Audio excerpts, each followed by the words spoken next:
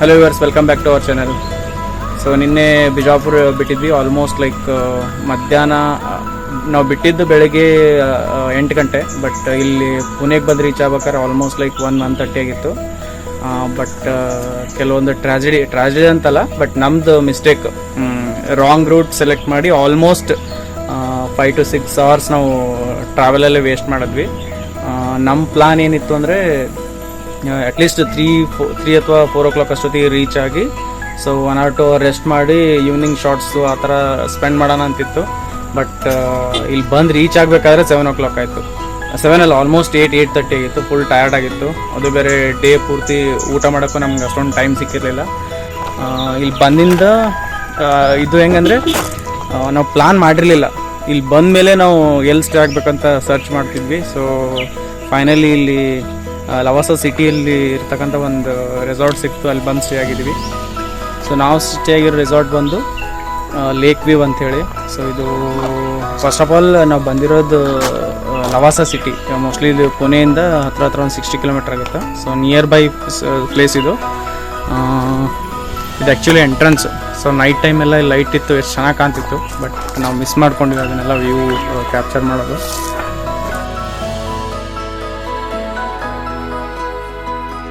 So ಇಲ್ಲಿಂದ actually ನಾವು down ಹೋಗೋದು. ಈ ಪ್ಲೇಸ್ ಮೇನ್ ಇದು ಅಂತಂದರೆ ವ್ಯೂ ಪಾಯಿಂಟ್. ಸೊ ಆ್ಯಕ್ಚುಲಿ ಇಲ್ಲಿ ಹೆಂಗಂದರೆ ಒಂದು ದೊಡ್ಡ ವಾಟರ್ ಪಾರ್ಕ್ ಇದೆ, ವಾಟರ್ ಬಾಡಿ ಸುತ್ತಲೂ ಈ ಹಿಲ್ ಸ್ಟೇಷನ್ ಇದೆಯಲ್ಲ. ಸೊ ಮಿಡಲಲ್ಲಿ ವಾಟರ್ ಇರೋದನ್ನ ಒಂದು ಸ್ವಲ್ಪ ವ್ಯೂ ಚೆನ್ನಾಗಿದೆ.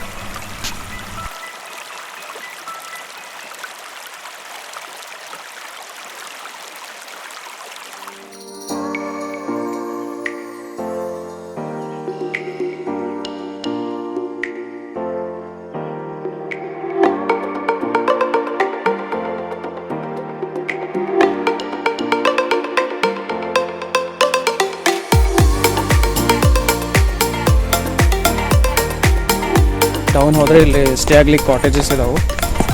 ಮೇ ಬಿ ಇಲ್ಲಿ ವೆರೈಟಿ ಆಫ್ ಕಾಟೇಜಸ್ಸು ಸಿಗ್ತಾವೆ. ಬಟ್ ಆ್ಯಕ್ಚುಲಿ ನಾವು ತೊಗೊಂಡಿರೋದು AC cottage. Based on number of people, ಎಷ್ಟು ಜನ ಇದ್ದೀರಾ ಅದ್ರ ಮೇಲೆ ನಿಮ್ಮ ಕಾಟೇಜ್ ಡಿಸೈಡ್ ಮಾಡ್ತಾರೆ. ಸೊ ನಾವಿಬ್ಬರು ಮತ್ತು ನನ್ನ ಮಗಳೊಬ್ಬರು ಇರೋದ್ರಿಂದ ನಾವು 2 bed ಕಾಟೇಜ್ ಸೆಲೆಕ್ಟ್ ಮಾಡಿದ್ವಿ.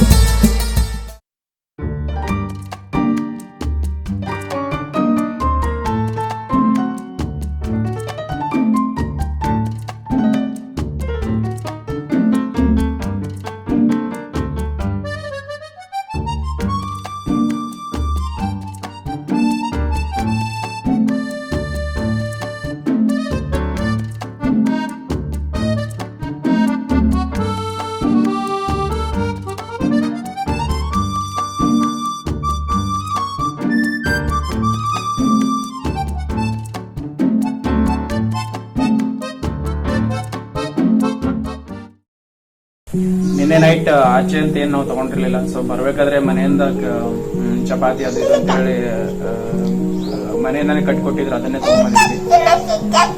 ಆಚೆ ಏನೂ ತಿನ್ನಲಿಲ್ಲ. ಇವನ್ ಇಲ್ಲಿ ಬಂದಾದ್ಮೇಲೆ ನಾವು ಆಚೆ ತಿನ್ನಲಿಲ್ಲ. ಆ್ಯಕ್ಚುಲಿ ರೂಮಲ್ಲೇ ನಾವು ಮನೆಯಿಂದ ತಂದಿದ್ದೆ ತಿಂದ್ವಿ.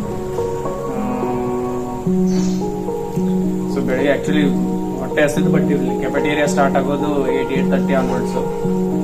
ಇಲ್ಲಿವರೆಗೂ ಕಾಯ್ದ್ವಿ. ಅದಾದಮೇಲೆ ಇವಳು ಒಂದು ಸ್ವಲ್ಪ ಕೋಲ್ಡ್ ಆಗಿದೆ. ಆ್ಯಕ್ಚುಲಿ 4 hours 1 day ಗಂಡಲ್ ಕೆರೆಗೆ ಸ್ಟಾರ್ಟ್ ಆಗಿತ್ತು ಅವಳಿಗೆ. ಸೊ ಕೋಲ್ಡ್ ಆಗಿರೋದ್ರಿಂದ ಅವಳಿಗೆ ಒಂದು ಸ್ವಲ್ಪ ಆಯಿಲಿ ಐಟಮ್ ಬೇಡ, ಕೆಂಪೆರೆಸ್ಟ್ ಇದೆಯಲ್ಲ. ಸೊ ಅದಕ್ಕೋಸ್ಕರ ಇರಲಿ ಅಂತೇಳಿ ಇಡ್ಲಿ ಆರ್ಡರ್ ಮಾಡ್ಬೇಕು ಅಂದ್ಕೊಂಡ್ವಿ. ಬಟ್ ಅವರು ಇಡ್ಲಿ ಇಲ್ಲ ಅಂತ ಹೇಳಿದ್ರು. ಸೊ ಇನ್ನೇನಿದು ಹೂವೆ ಐತಿ ಬಿಟ್ಟರೆ ಉಪ್ಮಾ ಐತೆ ಅಂತ ಹೇಳಿದ್ರು. ಸರಿ, ಇದರಲ್ಲಿ ಆಯಿಲ್ ಕಡಿಮೆ ಅಲ್ಲ ಅಂತೇಳಿ ಇದನ್ನೇ ತೊಗೊಂಡ್ವಿ. ಆ್ಯಕ್ಚುಲಿ ಅವಳಿಗೆ ಬೇರೆ ನಾವು ಬೇರೆ ತೊಗೋಬೇಕು ಅಂದ್ಕೊಂಡ್ವಿ. ಆದ್ರೆ ಏನೇ ಆರ್ಡರ್ ಮಾಡಿದ್ರು 2 ಐಟಮ್ ಆರ್ಡರ್ ಮಾಡ್ಬೇಕಂದ್ರು. ಸೊ 2 ಹೆಚ್ಚಿಗೆ ಆಗುತ್ತಲ್ಲ ಅಂತ ಅಂದ್ಕೊಂಡು 3 ಜನಕ್ಕೂ ಉಪ್ಪಿಟ್ಟೆ ಇರಲಿ ಅಂತೇಳಿ ಇದನ್ನ ಆರ್ಡರ್ ಮಾಡಿ ತಗೊಂಡಿದ್ದೀವಿ. ಊಟ ಮಾಡೋಣ. ಹೆಂಗೈತಿ ಕುದ್ದು ಉಪ್ಮಾ? ಹೆಂಗೈತಿ? ಹಾಂ, ಟೇಸ್ಟ್ ಐತಿ? ಚೆನ್ನಾಗಿದೆ. ಉಪ್ಮಾ ಟೇಸ್ಟ್ ಅದ ಅಲ್ಲಿ ಟೇಸ್ಟ್ ಅದ. ಹೂನ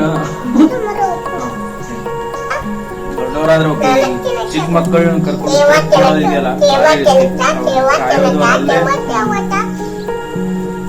ಕಾಯೋದು ಸೆಕೆಂಡರಿ, ಅದನ್ನೇನೋ ಮ್ಯಾನೇಜ್ ಮಾಡೋದು. ಬಟ್ ಈ ಊಟ ಅವ್ರದ್ದು ಯಾವಾಗಲೂ ಮೂಡ್ ನಮ್ಮ ಥರ ಇರುತ್ತೆ ಅಂತ ಹೇಳಕ್ ಬರಲ್ಲ. ಅವ್ರು ಯಾವಾಗ ನಿದ್ದೆ ಮಾಡ್ತೀವಿ ಅಂತ ಹೇಳ್ತಾರೆ, ಯಾವಾಗ ಆಟ ಆಡ್ತೀವಿ ಅಂತ ಹೇಳ್ತಾರೆ. ಅದ್ರ ಪ್ರಕಾರ ನಾವು ಅಡ್ಜಸ್ಟ್ ಆಗ್ತಾ ಹೋಗ್ಬೇಕು. ಅದೊಂದು ಮೇನ್ ಪ್ರಾಬ್ಲಮ್.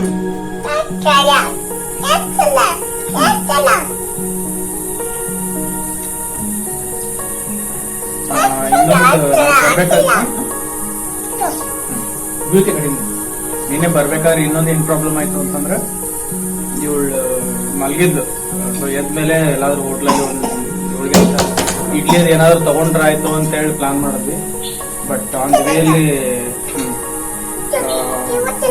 ಮಧ್ಯಾಹ್ನ ಆಗಿತ್ತಲ್ಲ, ಸೊ ತಿನ್ನಿಸ್ತೀನಿ. ಮಧ್ಯಾಹ್ನ ಆಗಿತ್ತಲ್ಲ, ಸೊ ಲಂಚ್ ಟೈಮು. ನಾವು ಎಷ್ಟೆಲ್ಲ ಹೋಟೆಲ್ ಕೇಳಿದ್ರು ಇಡ್ಲಿ ಸಿಗ್ಲೇ ಇಲ್ಲ. ಪಾಪ ಲೆಟ್ರಲ್ಲಿ ಅವಳು ತುಂಬಾ ಹೊಟ್ಟೆ ಹಸ್ತಿತ್ತು. ಇನ್ ಬಿಟ್ವೀನ್ ಅವಳು ಊಟ ಬೇಕು ಬೇಕು ಅಂತ ಅಳ್ತಾ ಕೂತಿದ್ದ. ಆ ರೀತಿಯಾಗಿತ್ತು ಅವಳು. ಇಡೀ ಅದಕ್ಕೆ ಅವಳಿಗೆ ಈ ನೆಕ್ಸ್ಟ್ ಟೈಮ್ ಎಲ್ಲೇ ಹೋದ್ರು ಒಂದು 1 or 2 ಐಟಮ್ಸ್ ಎಕ್ಸ್ಟ್ರಾನೇ ತಗೊಂಡಿರ್ತೀವಿ. ಅದು ಉಪ್ಪಿಟ್ಟೆ ಆಗಿರ್ಲಿ ಅಥವಾ ಇಡ್ಲಿನೇ ಆಗಿರ್ಲಿ. ಸೊ ಅವ್ರು ತಿಂದಾದ್ಮೇಲೆ ಒಂದು 1 or 2 ಪ್ಲೇಟ್ ಎಕ್ಸ್ಟ್ರಾನೇ ತಗೊಂಡಿರ್ತೀವಿ. ಕಾಳ ಇಲ್ಲಿ ನೋಡಿ ಪ್ಲೀಸ್.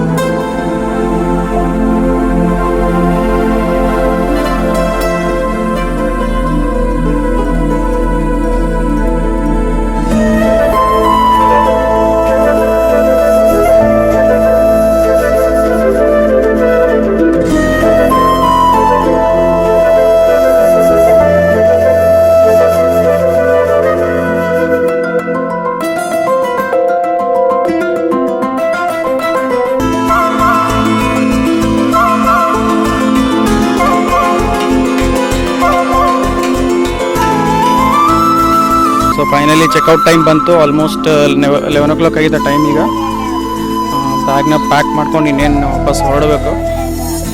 ಬಾ ಪುತ್ತು ಅಲ್ಲಿ ಮನೆಗೆ ಇದಕ್ಕೆ ಹೊತ್ಕೋಬೇಕು. ಎತ್ಕೋರು ದೂರದ ಎತ್ಕೋ. ನೋಡಿ ಇಷ್ಟೊತ್ತು ಆಟ ಆಡಿದ್ಲು, ಇವಾಗ ವಾಪಸ್ ಹೋಗ್ತಿದ್ದು ಗೊತ್ತಾಯ್ತಲ್ಲ, ಅದಕ್ಕೆ ನೋಡಿ ಹೊತ್ಕೊ ಅಂತ ಹೆಂಗಂತಾಳು.